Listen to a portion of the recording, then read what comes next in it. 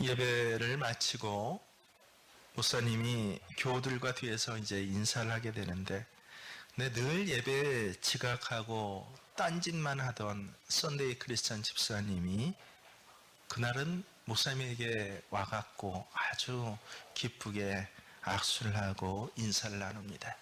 목사님, 오늘 설교가 참 은혜로웠습니다. 이 목사님 너무 감동을 하셨습니다. 그래서 아니 설교가 어떤데요? 묻자 이 집사님이 대답을 합니다. 너무 웃겨서요. 그리고 아주 짧아서 은혜로웠어요. 라고요. 여러분, 정말 은혜가 무엇입니까? 그리고 은혜 받았다라는 것이 무슨 뜻입니까? 오늘 바로 이 은혜에 대해서 하나님께서 우리에게 말씀해 주십니다. 1절의 말씀을 우리가 정독하면서 큰 소리로 함께 읽습니다. 우리가 하나님과 함께 일하는 자로서 너희를 권하노니 하나님의 은혜를 헛되이 받지 말라. 은혜를 헛되이 받지 말라라고 하십니다. 여기서 헛되다라는 말은 헬라어 케노스를 우리말로 번역한 것입니다. 근데 직역하는 뜻이 더 의미가 와 닿습니다. 텅 빈, 공허한, 내용이 없는 이라는 뜻을 가지고 있습니다. 그러니까 하나님의 은혜를 헛되이, 내용이 없는 텅 빈 것으로, 이른바 속빈 깡통으로 만들지 말라라고 하는 뜻입니다.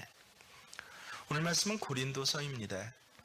당시 고린도 교회는 외향으로는요, 이 초대 교회 중에서 아마 가장 큰 교회 중에 하나였을 것입니다. 교인 수도 얼마나 많았는지 모릅니다. 교회 안에 다양한 이력을 가진 사회의 유력자들이 모여져 있었습니다. 그래서 여러 가지 활동, 사회 활동에도 참여를 하고 있었고, 그리고 안에서는 성경 연구도 굉장히 열심히 했습니다. 영적인 생활도 얼마나 열심이었고 뜨거웠는지요. 가장 많은 은사와 가장 많은 기적들이 이 고린도 교회 안에서 일어났습니다. 정말 얼마나 하나님의 은혜를 많이 받았는지 모릅니다. 근데 오늘 하나님께서 뭐라고 말씀하십니까? 그 많은 은혜를 받고도 은혜 받은 것을 헛되이 하는, 텅 비게 속빈 깡통과 같이 만드는 그런 사람들이 많았음을 그렇게 반증하고 계신 것입니다. 하나님의 은혜를 받는 것 참 중요한데 은혜 받은 자로 사는 것이 얼마나 중요한지 모릅니다. 은혜 받는 것보다 그 받은 은혜를 잘 활용하고 은혜가 우리의 삶 속에 구체적으로 드러나고 활동하고 역사하게 하시는 것, 이것이 너무도 중요합니다. 아이가 어렸을 때 사랑을 많이 받습니다. 부모님의 일방적인 사랑을 받습니다. 근데 커가면서는 아이가 철든다라고 합니다. 철든다라고 하는 것이 무엇입니까? 다른 것이 아닙니다. 그 부모의 마음을 알게 되더라. 부모의 마음을 아는 것으로 끝입니까? 아니요. 그 다음에 이제 그 은혜 앞에 반응하고 보답하게 되더라라고 하는 것입니다. 그러고 보면 사람이 철드는 데는 굉장히 많은 시간이 필요한 것 같습니다. 저 자신도 목사님 철 언제 들었습니까? 라고 저 스스로에게 물어보면요, 굉장히 늦게 들었습니다. 뭐 제 또래 치고 장가를 굉장히 늦게 갔습니다. 그리고 첫 아이를 낳았습니다. 첫 아이가 한두 살 때쯤이었던가요? 이 강서구에 그때서 목회를 했는데 밤에 애가 열이 펄펄 납니다. 아마 1시, 2시경 됐을 것입니다. 그 당시에 저는 이제 학교에서 이 채플 인도하고 강의하고 또 저 스스로도 이 학교를 다니고 있었고, 그래서 사실은 가정 경제를 제 아내가 연구소 다니면서 또 학교 다니면서 그렇게 해결을 했습니다. 그래서 밤 1~2시에 애가 아픈데 어떻게 합니까? 제가 애를 안고 들고 뜁니다. 애가 아프니까 정신이 없습니다. 차를 타고 가서 응급실에서 나중에 봤더니 저 스스로도 그렇게 제가 당황한 줄 몰랐습니다. 의사 어딨냐고, 우리 애 아프다고. 하여튼 그렇게 여러 소동 가운데서 애를 침상 하나를 잡아놓고 눕혀놓고, 그리고 간호사들이 와서 얼음찜질을 해주고 좀 열이 내려가자. 그때 갑자기 생각나는 게 무엇입니까?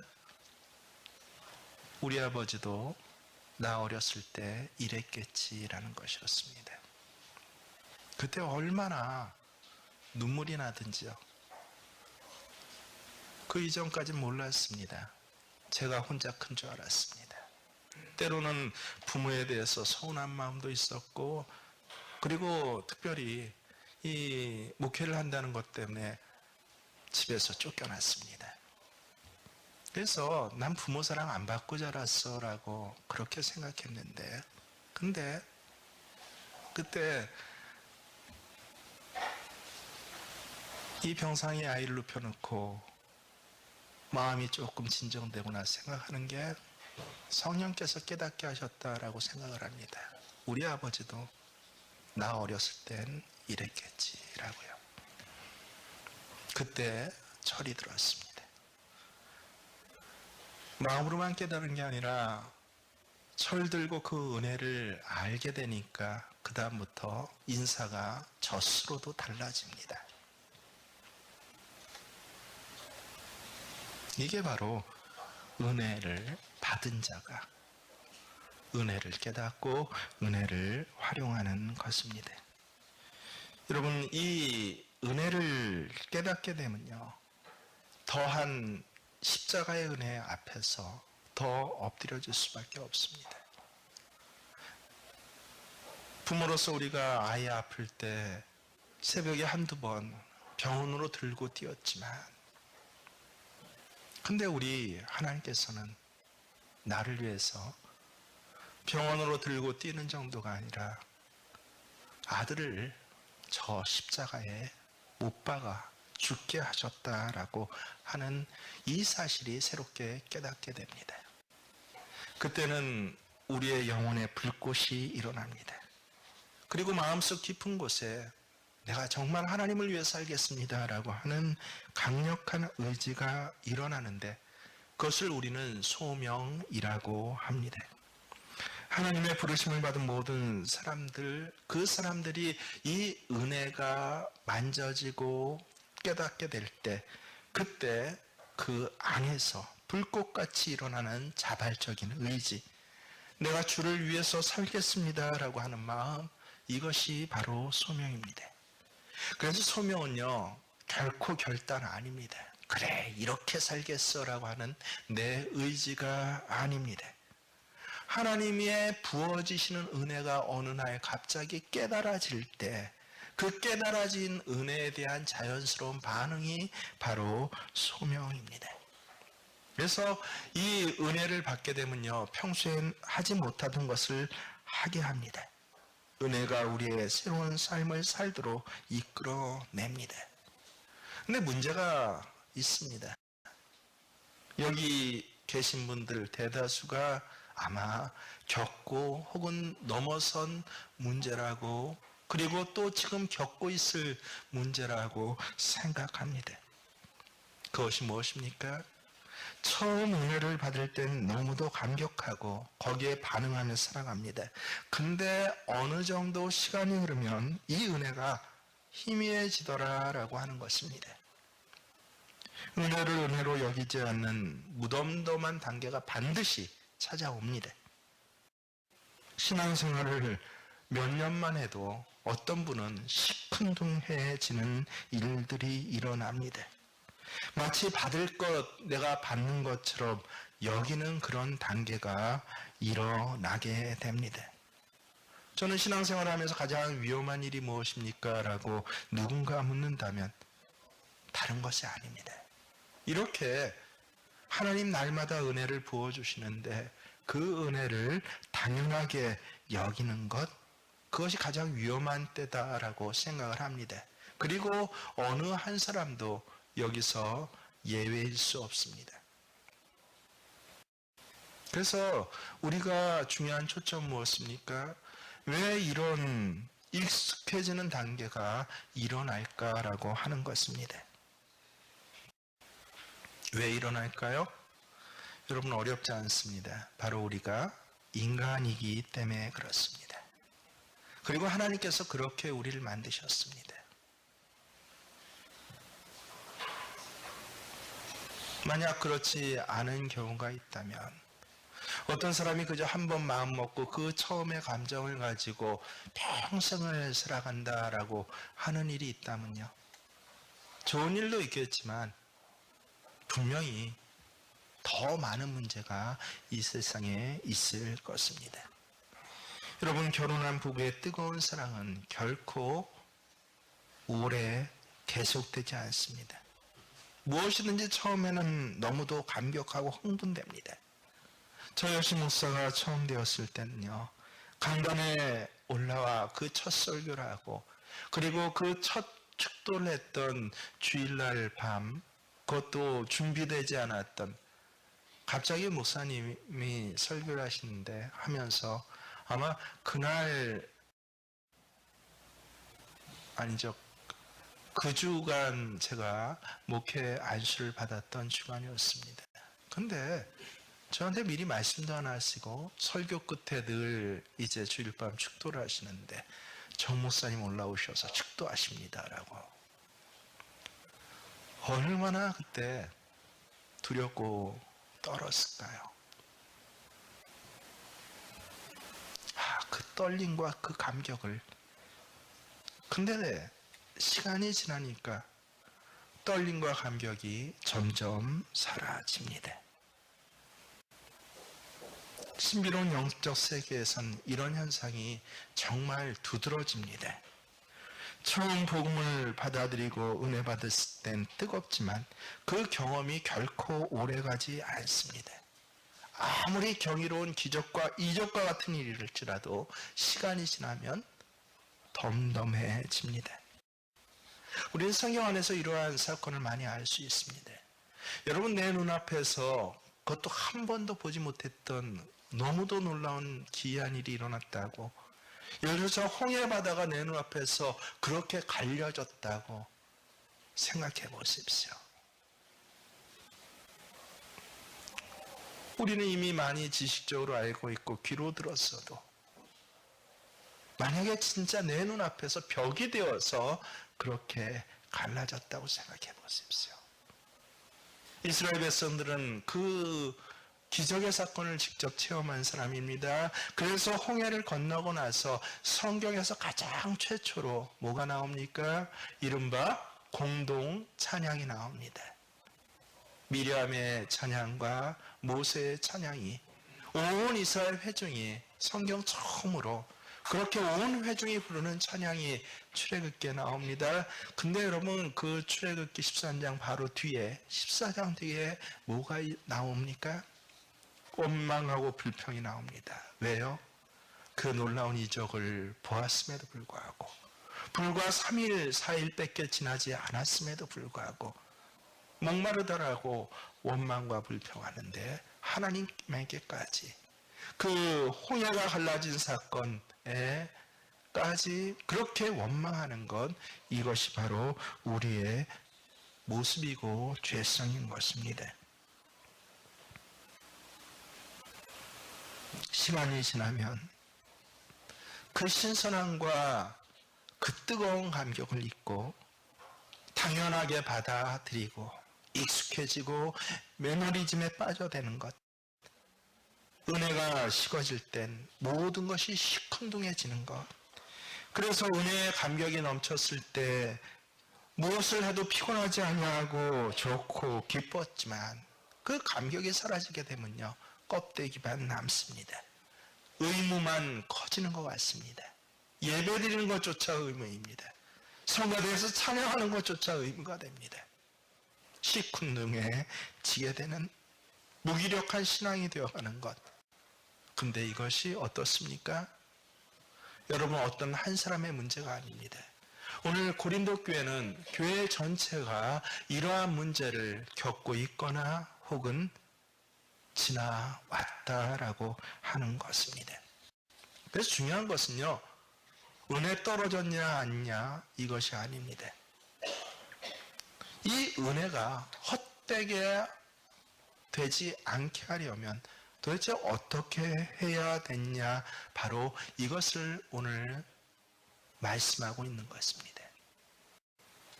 여러분, 은혜가 헛되게 되지 않으려면요, 은혜의 재생 기능이 있어야 합니다.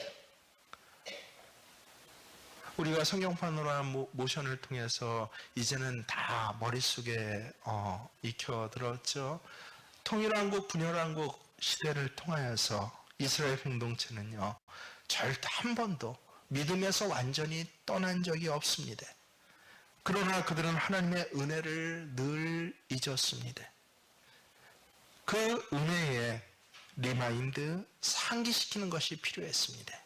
그래서 하나님께서는 아예 처음부터 이스라엘 공동체가 만들어질 때부터 그들에게 명령하신 것이 무엇입니까? 바로 절기입니다. 이스라엘 공동체의 절기는 하나님께서 직접 주신 것입니다. 왜 직접 주셨습니까? 바로 이 하나님의 은혜를 리마인드하고 반복하고 생각하고 기억하라라고 하는 뜻입니다. 여러분, 우리가 5대사 7절기를 얘기를 하지 않습니까? 이 7가지 절기 중에서 가장 처음의 절기와 중요한 절기가 무엇입니까? 6월절입니다. 절기마다 예배 순서와 같이 순서가 있습니다. 그 중에서 가장 마지막의 순서는요, 절정입니다. 가장 중요한 것을, 가장 포인트를 거기에 넣는 것입니다. 이 절기 중 가장 큰 절기인 6월절의 맨 마지막 순서가 무엇이었을까요? 물론 헌금도 있고 제물을 태우는 것도 있고 공동식사도 있고 춤추는 것도 있고 찬양하는 것도 있고 기도하는 것도 있었을 것입니다. 근데 그 마지막 가장 끝에 있는 순서는 짐작하시겠지만 하나님의 말씀을 읽는 것이었습니다. 성경을 읽고 봉독하는 것입니다. 마치 느헤미야 시대에 이스라엘 백성의 가슴이 뜨거워졌을 때 요청하던 것이 무엇입니까? 우리에게 하나님의 말씀을 들려주시오. 그 첫 새벽 6시부터 수문학 광장에 모여서 하나님 말씀 들려달라고 했을 때, 그럴 때 이 느헤미야와 에스라가 한 일이 무엇입니까? 바로 앞에 단을 만들어 놓고 그 위에서 하나님의 말씀을 읽는데 무려 언제까지 읽었다고요? 6시간을 읽었을 때 정오가 다 되어서 백성들이 아멘 아멘 하면서 가슴이 뜨거워지고 통회하고 자복했더라라고 하는 것입니다. 근데 이 하나님의 말씀을 읽는데 6월절 절기의 마지막 순서가, 여러분에게 질문하겠습니다. 하나님의 그 많은 말씀 중에서 무슨 말씀을 읽었을까요? 창세기입니까? 아니면 가장 이 말씀의 기둥이라고 할 수 있는 모세오경이었겠습니까? 아니면 하나님께서 여러 모양 여러 사람을 통해서 계속 말씀하셨던 예언서요, 선지서였겠습니까?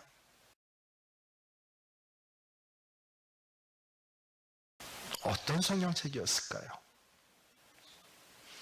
제가 2주 전 수요일 성경 파노라마 때 분명히 얘기했는데 지나가는 말로 얘기해서 기억하지 못하시는 분이 있는 것 같습니다. 어떤 성경책이었을까요? 구약 시대니까 구약만 놓고 보면 39권의 성경 중에서 딱 한 권, 매년 똑같이 수십 년을 딱 한 권을 읽었는데 그 성경이 아가서입니다. 아가서가 어떤 책입니까? 솔로몬과 술람미 여인을 통해서 하나님과 이스라엘 백성의 사이에 사랑의 그 너무도 감격적이고 깊은 사랑을 노래한 노래요 책 중의 책이 바로 아가서인 것입니다. 그래서 왜 아가서입니까? 바로 이것이 절기를 통하여서 하나님의 사랑을 회상하라, 무엇보다도 가장 깊은 그 사랑의 관계, 그 은혜의 때를 반복해서 매년 절기마다 이것을 반복해서 기억할 때 그렇게 당연한 듯 매너리즘에 언젠가는 분명히 빠지는 우리의 체질들, 조금만 지나면 그 신신하고 신선하고 생생했던 것들이 익숙하고 무덤덤해지기 쉬운 우리의 체질들을 미리 아시고 하나님께서 정해주시고 명령하신 것입니다. 그래서 은혜는요, 복원력이 중요합니다.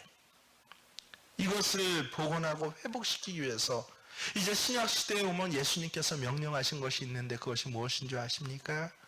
성만찬입니다. 너희가 이것을 행하여 나를 기억해라. 내 사랑을 기억해라.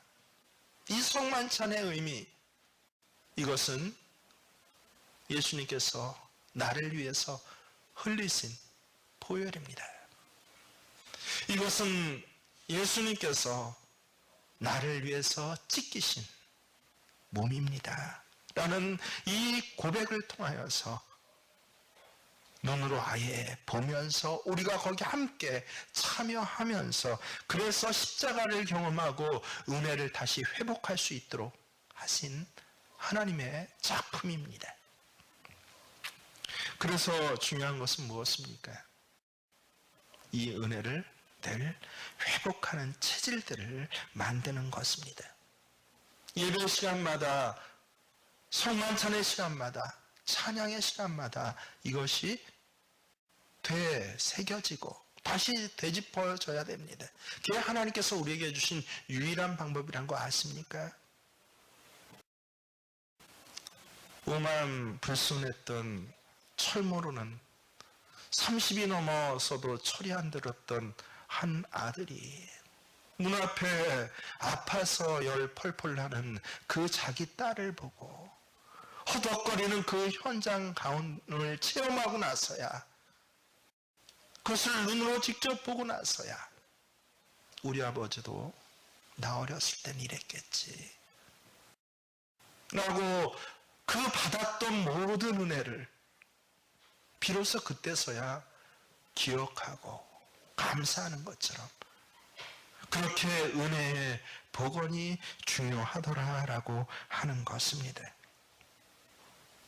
그래서요, 이 은혜를 텅 빈 깡통으로 헛되지 않게 하기 위해서는 가장 먼저 우리가 길러야 할 것이 은혜의 복원력이에요.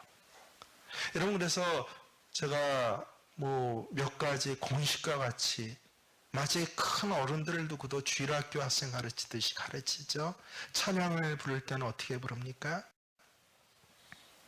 목젖이 보이도록 부릅니다. 이게 은혜의 복원력이에요. 그것뿐입니까? 찬송가의 가사는 내 신앙의 고백입니다라고 그렇게 부릅니다. 우리는 한 가지 더 알고 있죠. 무엇입니까? 마치 내 목소리밖에 안 들리는 것처럼 부릅니다. 아마 우리 교인이라면 이 세 가지를 공식과 같이 머리에 새겨 넣으셨을 것입니다. 근데 제가 저 스스로는 그 위에 더해서 가끔 한 가지 더 시도하는 것이 있습니다. 바로 마지막 끝절 찬송가를 다시 한번 부르는 것입니다. 이 세 가지 원칙을 갖고 불러도 어느 순간엔간요, 늘상 새벽의 강단에서 예배를 인도하다 보면요, 찬송가가 그냥 익숙해져요. 무덤덤하게 불려질 때가 저 스스로도 있으면 깜짝 놀라고 1절에서 4절, 1절에서 5절 찬송을 부르는데 어느 순간 무덤덤하고 머리에서 딴 생각이 날 때는, 그때는 제가 일부러 마지막 절을 한 번 더 부릅니다. 그러면서 안에 각성을 하는 것이에요. 이것이 내 신앙의 고백입니다. 목젖이 보이도록 하나님을 다윗과 같이 어린아이처럼 하나님을 찬양합니다라고 그렇게 부르는 자기만의 뭐가 있어야 돼요? 은혜에 대한 복원력을 가지고 있지 않으면요, 큰 사람이든 작은 사람이든, 먼저 예수 믿은 자이든 나중에 예수 믿은 자이든, 직분이 있는 자이든 없는 자이든, 저 같은 목사라고 할지라도 이 은혜를 헛되이 보내게 하는 그런 단계를 반드시 거치게 되더라라는 것을 여러분 기억하시기를 바랍니다. 그러면 리마인드만 하면 됩니까? 깨닫기만 하면 됩니까? 아니에요. 두 번째, 이것보다 중요한 것이 있는데 그 삶 속에서 은혜가 증명되어야 하더라라고 하는 것입니다. 은혜를 받긴 받았는데, 깨닫긴 깨닫는데, 근데 삶의 모습이, 드러난 삶의 현장의 그 말투와 음성과 태도가 이전과 달라진 것이 없다라고 한다면 그것이 바로 은혜를 헛되게 하는 것입니다. 흔히 목사님 오늘 말씀 통해서 너무 큰 은혜 받았어요. 어떻게 받으셨는데요? 그냥 좋았습니다. 깨달은 게 많았습니다. 여러분, 이것은 일부입니다. 정말 그분이 예배를 통해서 은혜를 받았다면 뭐라고 고백한 줄 아세요? 목사님, 내가 말씀대로 살겠습니다. 다시 한번 도전해 보겠습니다라고 그렇게 고백합니다. 결코 그냥 은혜 받았어요, 깨달았어요 라고 이야기를 하지 않습니다. 은혜는요, 삶의 현장에서 확인되는 것입니다. 오늘 본문에는 은혜가 은혜로 확인되는 것이 어떤 것인가, 사도 바울이 이 3절부터 10절까지 얼마나 소상하게 밝히고 있는지 모릅니다. 우리 4절, 5절을 함께 읽어봅니다. 오직 모든 일에 하나님의 일꾼으로 자천하여 많이 견디는 것과 환난과 궁핍과 고난과 매맞음과 갇힘과 난동과 수고로움과 자지 못함과 먹지 못함 가운데서도, 여러분, 인간적으로 한번 생각해 보십시오. 얼마나 견디기 어려운 상황입니까? 당연히 이런 어려운 상황에서는 절망하고 탄식하고 또 때로는 원망할 수밖에 없습니다. 그런데 사도 바울은 전혀 다른 반응을 보였다라고 합니다. 어떤 반응입니까? 6절, 7절. 깨끗함과 지식과 오래 참음과 자비함과 성령의 강화와 거짓이 없는 사랑과 진리의 말씀과 하나님의 능력으로 의의 무기를 좌우에 가지고, 실제 현장에서 드러날 때는요, 많은 고난의 상황 가운데서도 이 고난을 극복하고 견딘 모습으로 드러나더라라고 하는 것입니다. 바울이 겪었던 고난을 너무 어렵게 생각하지 마십시오. 가장 기본적인 것에 대한 고난입니다. 의식주에 대한 고난이었습니다. 근데 이 의식주에 대한 고난은 바울에게만 오는 것이 아닙니다. 여러분, 신앙생활 하려면 누구에게나 찾아오는 것입니다. 믿음의 길에는요, 그 믿음을 붙잡고 있는 이상 반드시 이러한 고난이 가장 기본적인 것부터 심지어는 바울이 당했던 수준의 고난에까지 닥쳐오게 됩니다. 대부분의 사람들은 이 위기에 무너집니다. 삶의 압력에 견디지를 못합니다. 당장 직장의 문제와 예배의 문제가 관련되어 있다고 해보십시오. 여러분, 얼마나 힘든 고난으로 다가옵니까? 당장 가족의 자존심의 문제요, 또 일상적인 삶의 부닥침의 문제로 다가온다고 해보십시오. 이건 믿음에 있어서 굉장히 심각한 갈등을 증폭시킵니다. 유명한 전도자인 빌리 그레이엄 목사님의 아내가 루스 그레이엄이었습니다. 참 좋은 동역자요, 사모님이었습니다. 이렇게 그가 훌륭하자 그에 대한 인터뷰가 가끔 있었는데, 어떤 분이 이 루스 그레이엄 사모님에게 질문을 했습니다. 빌리 그레이엄 남편 목사님과 함께 살면서 혹시 이혼할 생각을 해보신 적은 없으세요? 라고. 아마 친한 분이었던 것 같습니다. 그랬더니 이 루스 그레이엄 이 아내 사모님이 기가 막힌 대답을 합니다. 뭐라고 대답했을까요? 이혼이요? 전혀요. 그런데 죽이고 싶을 때는 몇 번 있었어요. 라고 했다고 합니다.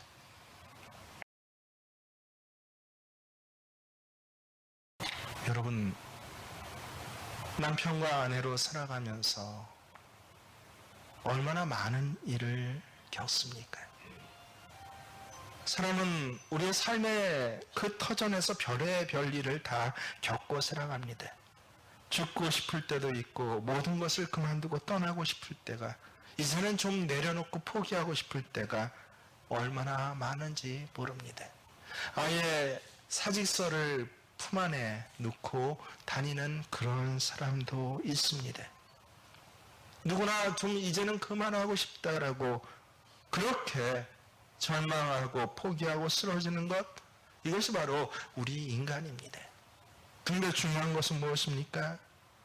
나뿐이 아니라는 것이에요. 이런 고비를 누구든 맞게 됩니다. 끝없는 고비가 찾아옵니다. 우리 인생에서 이런 고비 안 맞은 사람이 있다라고 한다면 그것은 거짓말일 것입니다. 중요한 것은 이 고비를 넘길 수 있느냐 없느냐입니다. 이 고비를 넘기게 하는 것이 무엇입니까? 은혜입니다. 우리가 살다 보면 죄 지을 뻔한 순간이 얼마나 많습니까? 여러분, 요새 우리나라 정치인들은 얼마나 욕을 먹습니까? 특별히 지금 정권에 대해서 많은 사람들이 실망했습니다. 야, 민주화를 위해서 살아왔다고 하면서, 근데 어떻게 저렇게 부정직하고 부도덕한 일을 할까? 아주 지탄을 합니다. TV에서 가끔 뉴스 보고 패널들을 보면요, 아주 손가락질 나고 대단합니다. 근데 저는 생각해 봅니다. 제가 만약 그 자리에 있었다면 어떻게 했을까요? 굳이 이번 정권만 아니라 그 이전 정권도 마찬가지입니다. 제가 만약 그 자리에 있었으면 어떻게 했을까요? 하나님께서는 돌아보니 그런 순간을 순간순간 지나가게 하셨습니다. 그런 위기를 통과하게 하셨습니다. 시험의 골짜기를 통과하게 하셨습니다. 예측하지 못한 돌발적인 사고들 가운데서 그 믿음을 고백했을 때 하나님께서는 그것을 넘어서게 하셨습니다. 끔찍했던 순간에 모든 것을 끝내고 싶은 그 최악의 순간마저도 지나가게 하셨습니다. 근데 거기에는 항상 뭐가 있었습니까? 은혜가 있었습니다.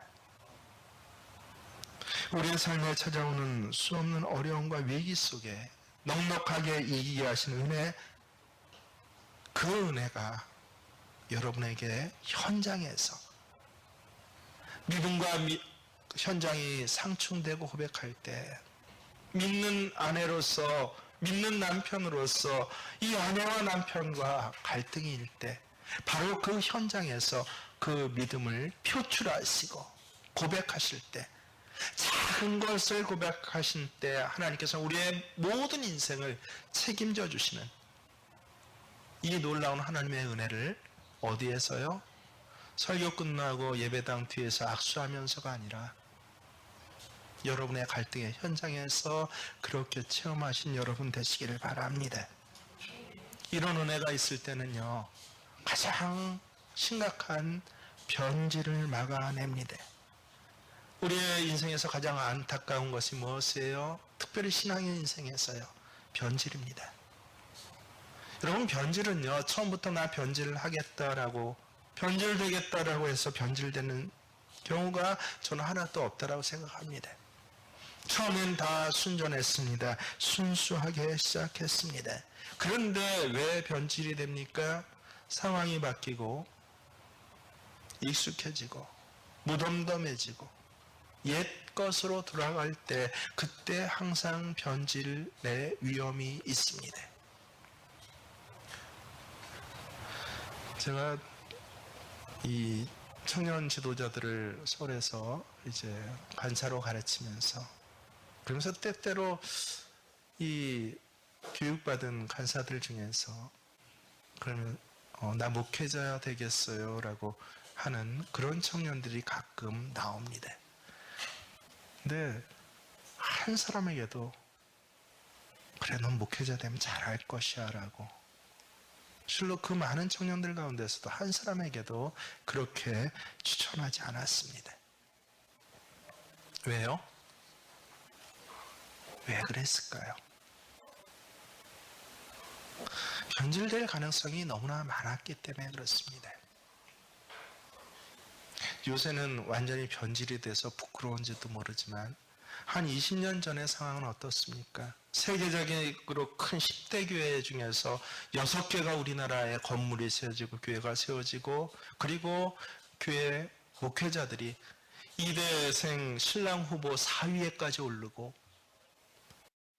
신학대학원에 들어가려면 서울대를 졸업하고도 2번 재수해야 들어갈 수 있는 20년 전이 바로 그런 시대였습니다. 그래서 참으로 좋은 인재라고 하는 청년들이 몇 번 수련회 오고 간사훈련 받다 보면 나 목회자 되겠습니다 라고 하는 경우가 얼마나 많은지 모릅니다. 근데 그때 위험성이 무엇입니까?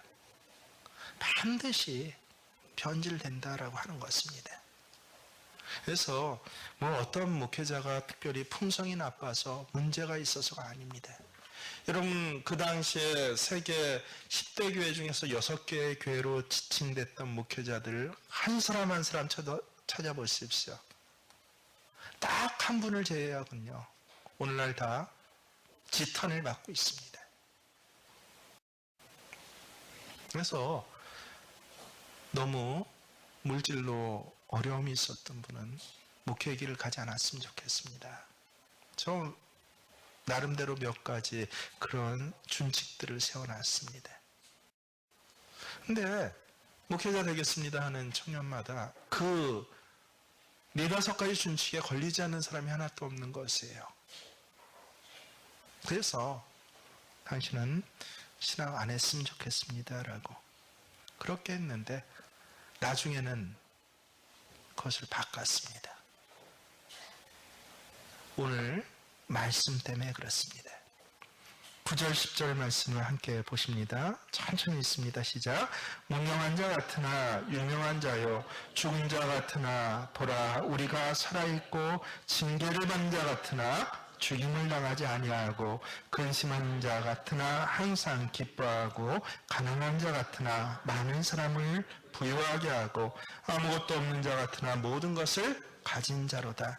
가만히 보십시오. 9절 10절을 양손의 대꾸로 마치 천칭저울의 양쪽 끝에 있는 그런 단어들로 모여져 있습니다. 무명과 유명, 살아있음과 죽음, 기쁨과 근심, 가난한 자, 부한 자, 아무것도 없는 자, 모든 것을 가진 자, 다 대조적인 그런 단어의 조합입니다.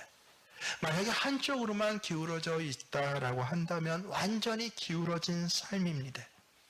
무명한 자, 근심한 자, 가난한 자, 아무것도 없는 자, 끝단 삶입니다. 추를 단 저울 무게로 보면 완전히 한쪽으로 기울어져서 그것은 아무 회복이 불가능한 그런 삶입니다. 근데 사도 바울 같은 경우에는 기울어지지 않았다라고 합니다. 왜 그렇습니까? 이 기울어진 상황보다 더 큰 힘이 있었기 때문입니다. 그게 바로 은혜입니다. 상황보다 더 큰 무게가 나를 받쳐주고 있는데 그게 바로 하나님의 은혜라고 하는 것입니다. 그래서 한쪽으로 기울어지고 이젠 끝장나고 끌려가야 되는데 끌려가지 않더라라고 하는 것입니다. 무명한 자 같으나 유명하다. 사도 바울은 얼마나 당시에 많은 사람들의 무시를 받았는지 모릅니다. 그것도 교회 안에서요. 저는 예수님을 평소에 한 번도 못 본 자야. 예수님의 말씀을 직접 들어본 적도 없는 자야. 예수님을 그 눈으로 보지도 못한 자야. 예수님 살아있을 때 직접 제자 되었고, 예수님께서 기적과 이적을 행하실 때 직접 그 자리에서 떡을 받아 먹고 생선을 받아 먹었던 사람의 입장에서 본다면 한 번도 주님을 직접 보지 않는 저 사도 바울은 어떤 존재입니까?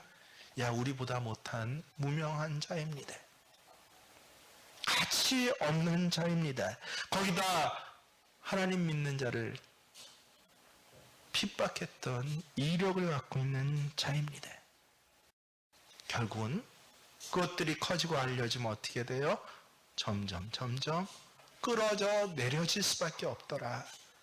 근데 사도 바울은 한편에 하나님의 은혜를 통해서 유명한 자요, 스스로 너희도 나갔기를 원하노라 라고 그렇게 권면할 정도로, 저는 이 권면이 정말 놀랍습니다. 존경스럽습니다. 지금도 교인들에게 감히 당신들도 나와갔기를 원합니다라고 말하지를 못합니다. 하지만 그는 분명히 그렇게 고백합니다. 왜 그렇습니까? 바로 하나님 앞에서는 유명한 자였기 때문에 그렇습니다. 징계를 받는 자 같으나 죽임을 당하지 아니하고, 실제로 그는 사형 선고를 받은 적도 있습니다. 얼마나 많은 징계를 받고 죽음의 위기를 넘겼는지 모릅니다. 하지만 죽임을 당하지 않았습니다. 하나님께서 살려주신 이유가 있습니다. 근심한 자 같으나 항상 기뻐한다고 합니다. 그의 삶의 정황은 늘상 근심입니다. 없고 또 없고 없는 것 투성입니다. 하지만 낙심하지 않고 패배주의에 빠지지 않았습니다. 변질되지도 않았습니다. 그리스도를 믿는 그 신앙이 은혜로 떠받쳐졌을 때는 그 모든 상황을 궁극적인 승리를 믿고 이겨낼 수 있었기 때문입니다. 바울은 가난함을 통하여 오히려 더 부유함을 경험했습니다. 물질이 부족하다 해도 그것은 그의 삶을 한 번도 위축시키지 않았습니다. 왜 그렇습니까? 그는 가장 부유한 자였기 때문에 그렇습니다. 하나님 안에서요, 다른 사람을 그리스도에게 인도하는 부유한 삶을 살았기 때문에, 다른 사람을 부유케 하는 삶, 다른 사람을 살리는 삶을 살았기 때문에 나는 가난한 자 같으나 가장 부유한 자다라고 그렇게 고백할 수 있었습니다. 그래서 다른 사람 보기에는 아무것도 가지지 못했지만 그는 자신을 나는 모든 것을 가진 자라고 합니다. 왜요? 그리스도 안에 있었기 때문에요. 그리스도를 얻었고 그리스도만이 줄 수 있는 것을 지금 누리고 있기 때문에 그 모든 것을 나는 가진 자다라고. 그래서 여러분, 이 저울의 천칭 가운데 어느 한쪽으로도 기울어지지 않는 삶을 살 수 있었던 것입니다. 그 한가운데를 받쳐둔 것이 무엇입니까? 바로 은혜의 힘이었습니다. 세상은 행불행이 하루에도 끊임없이 오고 갑니다. 상황에 따라 일비합니다. 오늘 새벽에 일어나 잠깐 뉴스를 틀었더니 우리나라가 확진자가 28명으로 4일째인가 5일째 안 생겼다고 참 좋아했습니다. 저도 기뻐했습니다. 이제 좀 잦아드는 것 같다고요. 근데 교회 나오기 직전에 잠깐 들었더니 그 사이에 확진자가 또 한 명 생겼다고 합니다. 바로 몇 시간 전에 이제 우리나라는 코로나로부터 안전하고 상황 좋아졌다고 그렇게 이 뉴스 나왔던 앵커들도 그렇고 좋아했는데, 뿌듯해했는데 불과 2-3시간 만에 또 한 명 생겼다고, 야 조심해야 된다고.